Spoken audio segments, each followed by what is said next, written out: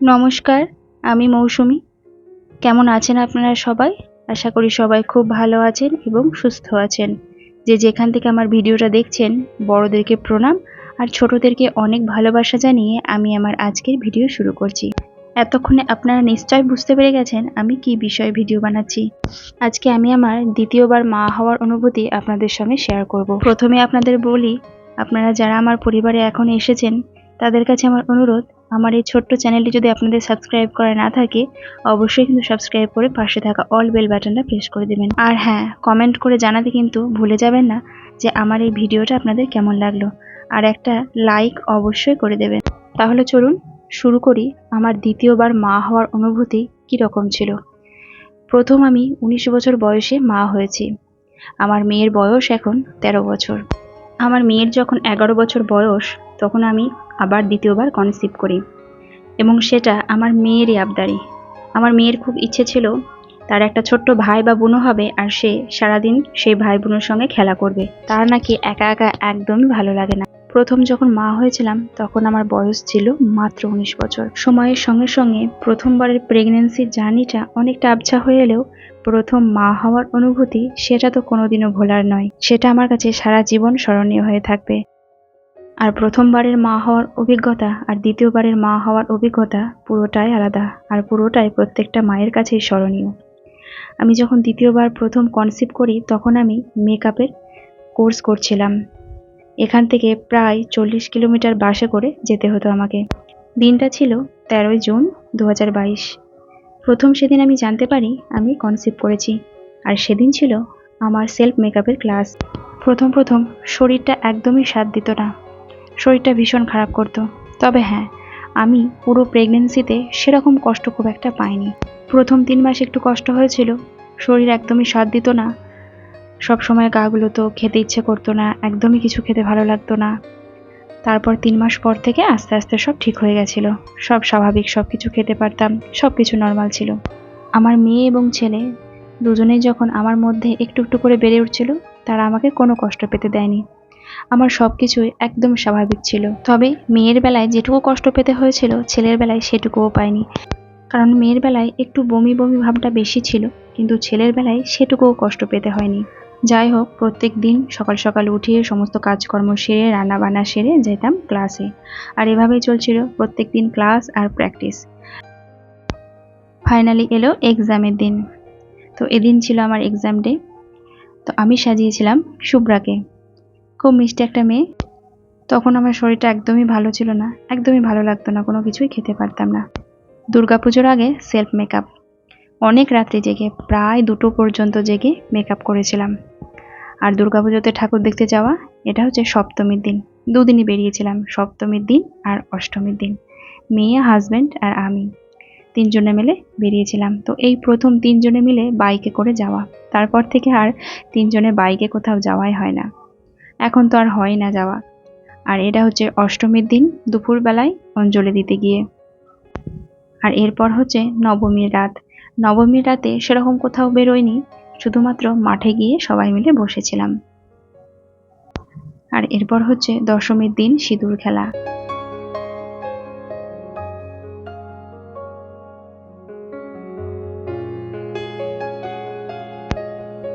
ছয় মাস পর গেলাম মায়ের কাছে, বাবার বাড়িতে।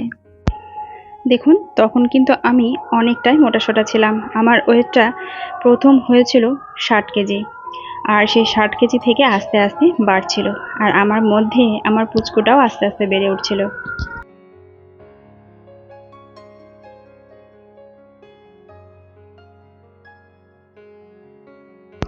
কালী পুজোতে ঠাকুর দেখতে গিয়ে।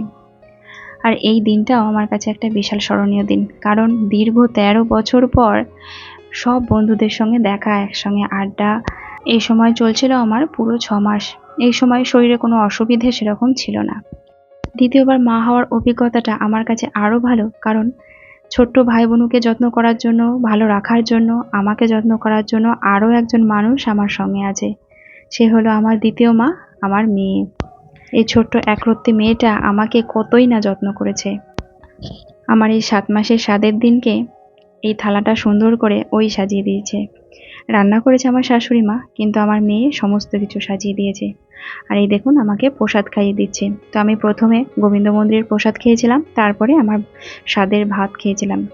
আর সেদিন নিরামিষে আমি রান্না করতে বলেছিলাম মাকে, কারণ প্রসাদ খাচ্ছি, তার সঙ্গে আর আমিষ কিছু খাবো না, তাই সম্পূর্ণ নিরামিষ পদই মা রান্না করেছিল। আর আমার স্বাদে সেরকম কোনো অনুষ্ঠান হয়নি, শুধুমাত্র 5 তরকারি রান্না করে দিয়েছিল। আসলে আমাদের এখানে নিয়ম, প্রথমবার যখন মা হয় তখনই ধুমধাম করে অনুষ্ঠান করে ঠাকুরমশাই দিয়ে পুজো করে স্বাদ হয়। আর দ্বিতীয়বারের বেলায় আর সেটা হয় না, দ্বিতীয়বারের বেলায় শুধু 5 তরকারি রান্না করে দেওয়া হয়। আর তাই এই 7 মাসের স্বাদে শাশুড়ি মা শুধু 5 তরকারি রান্না করে দিয়েছিলেন।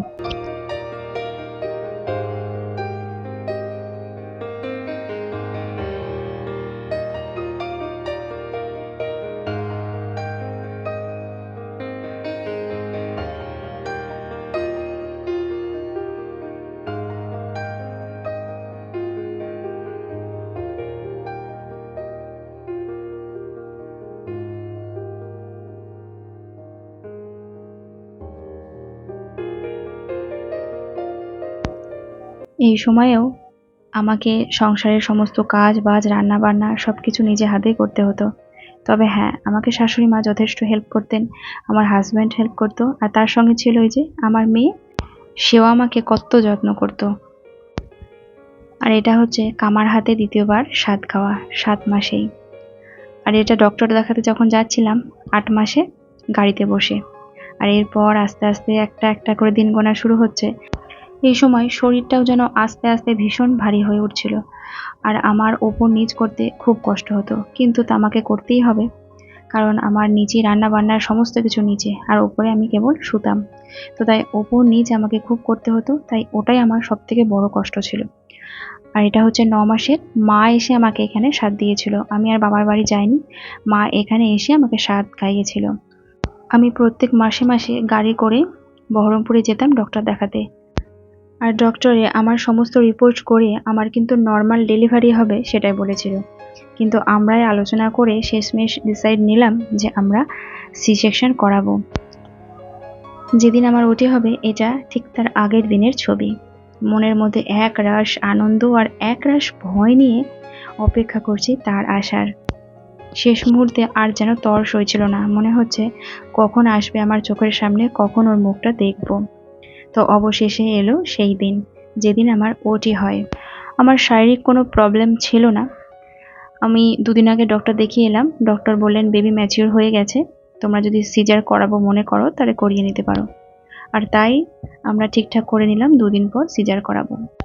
2 দিনের মধ্যে একটা ভালো দিন ঠিক করলাম। দিনটা হচ্ছে 1 ফেব্রুয়ারি 2023 বুধবার। তো সেই দিনই আমার ওটি হলো, আমার সোনা বাবা আমার কোলে এলো। আমার পুরো প্রেগন্যান্সি জার্নিতে বা বেবি হওয়ার পরও আমার সেরকম কোনো সমস্যা হয়নি। আমি আগেও বলেছি, এখনো বলছি, আমার সোনা বাবা আমাকে সেরকম কিছুই কষ্ট দেয়নি, আমার মেয়েও তাই আমাকে সেরকম কিছুই কষ্ট দেয়নি। যেটুকু কষ্ট পেয়েছি সেটা স্বাভাবিক, যেমন সিজার হওয়ার পর একটা যে যন্ত্রণা হয় সেটা তো স্বাভাবিক। আবার আমার মেয়ের হয়েছে নর্মাল ডেলিভারি, নর্মাল ডেলিভারির আগে যে যন্ত্রণাটা হয় সেটাও স্বাভাবিক, এটা সবারই হয়। তো যাই হোক, আমার সোনা বাবাকে এবার বাড়ি নিয়ে চলে এসেছি। তবে হ্যাঁ, এখানে আর একটা কথা না বললেই না, আমার সোনা বাবা পৃথিবীতে আসার আগে পর্যন্ত একটা দিনও আমি আমার মেয়েকে একটা রাত্রিও চোখের আড়াল করিনি। তাই আমার মেয়েকে রেখে আমার এই নার্সিংহোমে আসতে এতটাই কষ্ট হয়েছিল সেটা আর কি বলবো। সেটা তারাই বোঝে যারা প্রথম সন্তানকে রেখে দ্বিতীয় সন্তানকে আনতে যায়। আমার সত্যি ভীষণ কষ্ট হয়েছিল, আমি শুধু কাঁদছিলাম। আর ওইটাই আমার ভীষণ কষ্ট হচ্ছিল যে ওকে আমি ছেড়ে কি করে থাকবো। কোনো দিনও এই 12 বছরে ওকে একদিনও আমি ছেড়ে থাকিনি, সেখানে এই 4-5টা দিন আমি ওকে কি করে ছেড়ে থাকবো, খুব কষ্ট হচ্ছিল। আমার মেয়েও কিন্তু খুব কষ্ট পাচ্ছিল, কিন্তু ও আমাকে একটু বুঝতে দেয়নি যে ওর কষ্ট হচ্ছে। তবে আমার মেয়ের ভীষণ ইচ্ছে ছিল নার্সিংহোমে যাবে আমার সঙ্গে, সে ভাইকে প্রথম দেখবে, ভাই পৃথিবীতে আসার পর সে ভাইকে দেখবে। কিন্তু ওর সেই ইচ্ছাটা পূরণ করতে পারিনি, কিছু অসুবিধার জন্য ওকে আমি আর নার্সিংহোমে নিয়ে যেতে পারিনি সেদিন। তবে যেদিন আমার ছুটি হয় সেদিন নার্সিংহোমে গেছিল। যাই হোক, সময়ের সঙ্গে সঙ্গে সব কিছুই স্বাভাবিক হয়ে যায়, সবই সহ্য হয়ে যায়। তো দেখুন, আমার সোনা বাবাকে নিয়ে বাড়িতে এসেছি, মানে আমার বাবার বাড়িতে। পুচকেটা এখন 15 দিন বয়স। আর আমি আমার বাবার বাড়িতে বেশি দিন থাকিনি, মাত্র 1 মাস ছিলাম, কারণ আমার মেয়ের পড়াশোনার ক্ষতি হয়ে যাচ্ছিল। এখানে থাকলেও একদমই পড়াশোনাটা হচ্ছিল না, টিউশনগুলো পুরো বন্ধ ছিল, আর তাই আমি বেশি দিন থাকতে পারিনি। কষ্ট হলেও অসুবিধে হলেও আমাকে চলে আসতে হয়েছিল এখানে। এরপর দেখতে দেখতে 1টা বছর কেটে গেল। আমার সোনা বাবাটা কত বড় হয়ে গেল, এখন হামা দিতে শিখে গেছে, হামা দিয়ে সারা বাড়ি সে ঘুরে বেড়াচ্ছে। আপনারা ভাবতে পারেন কেন আমি এতদিনে আমার সেকেন্ড প্রেগনেন্সি জার্নিটা শেয়ার করছি। আমার ছেলে তো 1 বছর বয়স হয়ে গেল, আর আমার এই সেকেন্ড প্রেগনেন্সি জার্নিটা খুব ভালোভাবেই কেটেছে, খুব আনন্দে কেটেছে। আর প্রেগনেন্ট হওয়া মানে আমরা ভাবি কোনো রকম কাজকর্ম না করা, চুপচাপ বসে থাকা আর রেস্ট করা, কিন্তু সেটাই আমার মনে হয় সবথেকে বেশি খারাপ। একভাবে চুপচাপ কোনো সময় বসে থাকা উচিত নয়, আর বাইরে বেরোনো উচিত, সবার মাঝে থাকা উচিত, আনন্দে থাকা উচিত। আমি যেমন আমার সেকেন্ড প্রেগনেন্সিতে প্রথম থেকে আমি একদম শেষ পর্যন্ত, আমার ওটি হওয়ার আগে পর্যন্ত আমি সমস্ত কাজকর্ম নিজে হাতে করেছি, রান্না বান্না সমস্ত কিছু। এমনকি আমার পার্লারে আছে, সেই পার্লারে আমি 6 মাস পর্যন্ত পার্লারে গিয়েছি। আর প্রথম 3 মাস তো আমি ব্রাইডাল কোর্স করছিলাম, সেখানে বাসে করে জার্নি করে যেতাম। তো এই সমস্ত কিছু আমি করেছি, আমার কোনো প্রবলেম হয়নি। তবে অবশ্যই আমাকে ডক্টর কোনো কিছুই বারণ করেননি, তাই ডক্টরের পরামর্শ নিয়ে সবাইকেই ভালোভাবে আনন্দে কাজকর্মের মধ্যে থাকা উচিত। তাহলে আমার মনে হয় প্রেগনেন্সি জার্নিটা সবার কাছেই খুব ভালোভাবে কাটবে। আর হ্যাঁ, শেষের দিকে একটু শরীর ভারী হয়ে গেছিল, কাজ করতে কষ্ট হতো, তবুও কিন্তু আমি কোনো সময়তেই বসে থাকিনি, যতটুকু পেরেছি সমস্ত কিছু করার চেষ্টা করেছি।